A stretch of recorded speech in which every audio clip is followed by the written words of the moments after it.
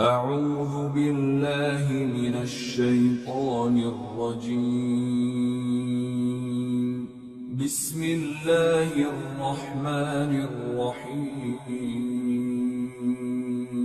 سورة یوسف آیت نمبر 1 الف لام را تلك آیات الكتاب المبین۔ ترجمہ الف لام را، یہ اس کتاب کی آیتیں ہیں جو حق واضح کرنے والی ہے۔ تفسیر الف لام را، جیسا کہ پچھلی صورت میں عرض کیا گیا، ان حروف کو مقطعات کہتے ہیں اور ان کے صحیح معنی اللہ تعالیٰ کے سوا کسی کو معلوم نہیں ہے۔ یہ اس کتاب کی آیتیں ہیں۔ کتاب کا ترجمہ یہاں انداز بیان کی مناسبت سے فرمان کیا گیا ہے۔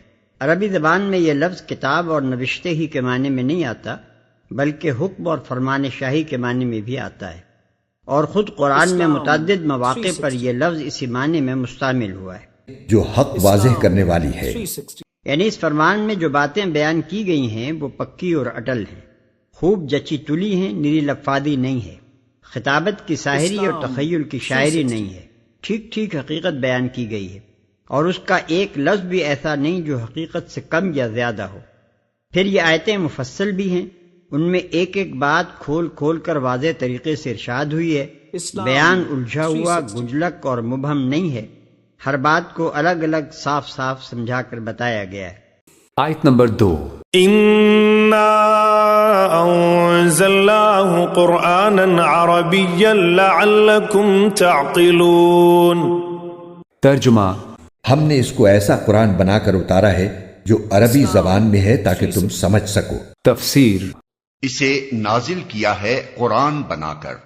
قرآن مصدر ہے قرأ یقرأ سے، اس کے اصل معنی ہے پڑھنا۔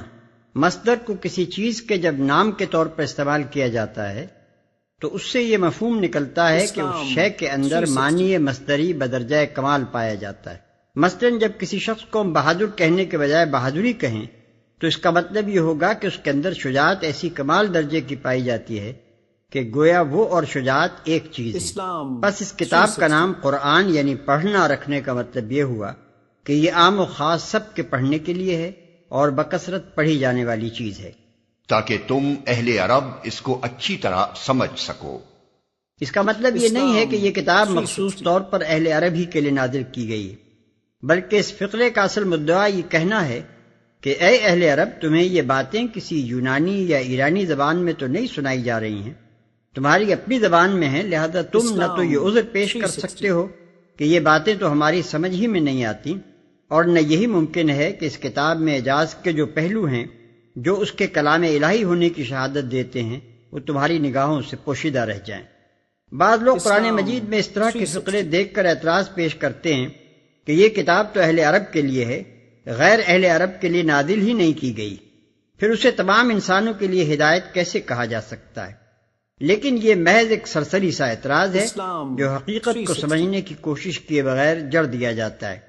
انسانوں کی عام ہدایت کے لیے جو چیز بھی پیش کی جائے گی وہ بہرحال انسانی زبانوں میں سے کسی ایک زبان ہی میں پیش کی جائے گی، اور اس کے پیش کرنے والے کی کوشش یہی ہوگی کہ پہلے وہ اس قوم کو اپنی تعلیم سے پوری طرح متاثر کرے جس کی زبان میں وہ اسے پیش کر رہا ہے، پھر وہی قوم دوسری قوموں تک اس تعلیم کے پہنچنے کا وسیلہ بنے۔ یہی ایک فطری طریقہ ہے کسی دعوت و تحریک کے بین الاقوامی پیمانے پر پھیلنے کا۔ آیت نمبر 3 نحن نقص عليك احسن القصص بما اوحينا اليك هذا القرآن وإن كنت من قبله لمن الغافلين۔ ترجمہ اے پیغمبر، ہم نے تم پر یہ قرآن جو وحی کے ذریعے بھیجا ہے اس کے ذریعے ہم تمہیں ایک بہترین واقعہ سناتے ہیں جبکہ تم اس سے پہلے اس واقعے سے بالکل بے خبر تھے۔ تفسیر کفار مکہ میں سے بعض لوگوں نے حضرت صلی اللہ علیہ وسلم کا امتحان لینے کے لیے بلکہ اپنے نزدیک آپ کا بھرم کھولنے کے لیے غالباً یہودیوں کے اشارے پر آپ کے سامنے اچانک یہ سوال پیش کیا تھا کہ بنی اسرائیل کے مصر پہنچنے کا کیا سبب ہوا۔ اسی بنا پر ان کے جواب میں تاریخ بنی اسرائیل کا یہ باب پیش کرنے سے پہلے تمہیداً یہ فقرہ ارشاد ہوا ہے کہ اے محمد صلی اللہ علیہ وسلم، تم ان واقعات سے بے خبر تھے؟ دراصل یہ ہم ہیں جو وحی کے ذریعے سے تمہیں ان کی خبر دے رہے ہیں۔ بظاہر اس فقرے میں خطاب نبی صلی اللہ علیہ وسلم سے ہے، لیکن اصل میں روئے سخن ان مخالفین کی طرف ہے جن کو یقین نہ تھا کہ آپ کو وحی کے ذریعے سے علم حاصل ہوتا ہے۔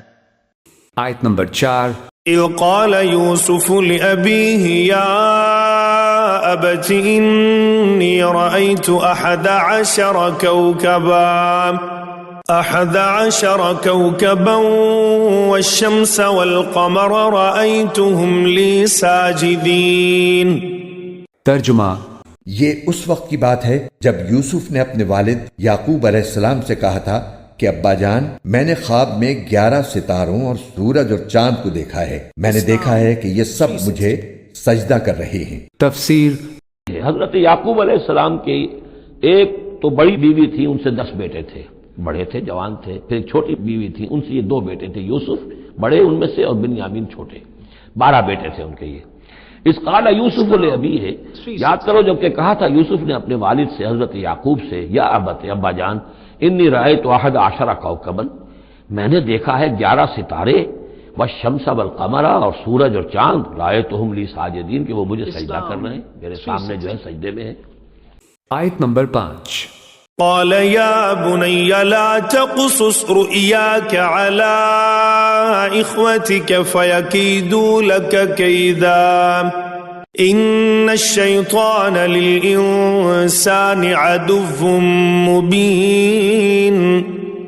ترجمہ، انہوں نے کہا بیٹا، اپنا یہ خواب اپنے بھائیوں کو نہ بتانا، کہیں ایسا نہ ہو کہ وہ تمہارے لیے کوئی سازش تیار کریں، کیونکہ شیطان انسان کا کھلا دشمن ہے۔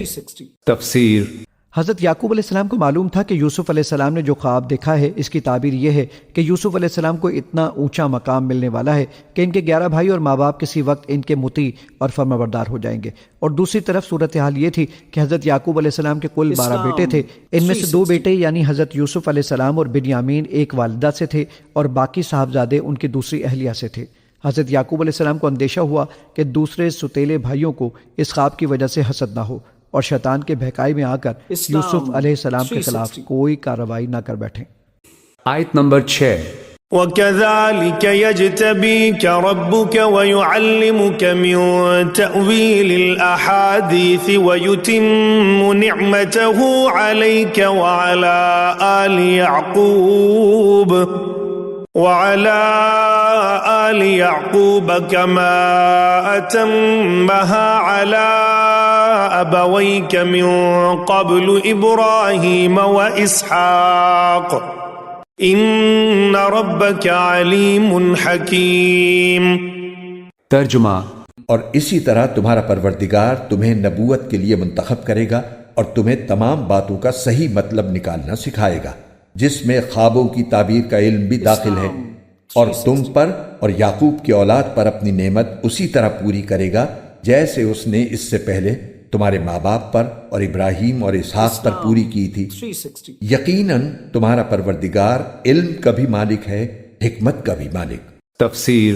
یعنی جس طرح اللہ تعالیٰ نے تمہیں اس خواب کے ذریعے یہ بشارت دی ہے کہ سب تمہارے فرما بردار بنیں گے، اسی طرح اللہ تعالیٰ تمہیں نبوت سے سرفراز کر کے تمہیں بہت سی مزید نعمتوں سے نوازے گا۔ آیت نمبر 7 لقد كان في يوسف وإخوته آيات للسائلين۔ ترجمہ، حقیقت یہ ہے کہ جو لوگ تم سے یہ واقعہ پوچھ رہے ہیں ان کے لیے یوسف اور ان کے بھائیوں کے حالات میں بڑی نشانیاں ہیں۔ تفسیر۔ یہ بظاہر ان کافروں کی طرف اشارہ ہے جنہوں نے حضرت صلی اللہ علیہ وآلہ وسلم سے یہ سوال پوچھا تھا کہ بنو اسرائیل کس وجہ سے فلسطین چھوڑ کر مصر میں آباد ہوئے تھے۔ یعنی اگرچہ ان کے پوچھنے کا اصل مقصد تو اپنے خیال کے مطابق حضرت صلی اللہ علیہ وآلہ وسلم کو بے بس کرنا ہے، لیکن اگر ان میں ذرا بھی عقل ہو تو اس واقعے میں ان کے لیے بہت سی عبرتیں ہیں۔ اول تو یہ سبق ہی کیا کم ہے کہ حضرت صلی اللہ علیہ وآلہ وسلم کی زبان مبارک پر اس واقعے کا جاری ہونا آپ کی نبوت کی کھلی دلیل ہے۔ دوسرے، حضرت یوسف علیہ السلام کے خلاف جتنی سازشیں کی گئیں، چاہے وہ ان کے بھائیوں نے کی ہوں یا زلیخا یا اس کی سہیلیوں نے، آخرکار ان ساری سازشوں کا پول کھل گیا اور عزت اور فتح تمام تر حضرت یوسف علیہ السلام ہی کے حصے میں آئی۔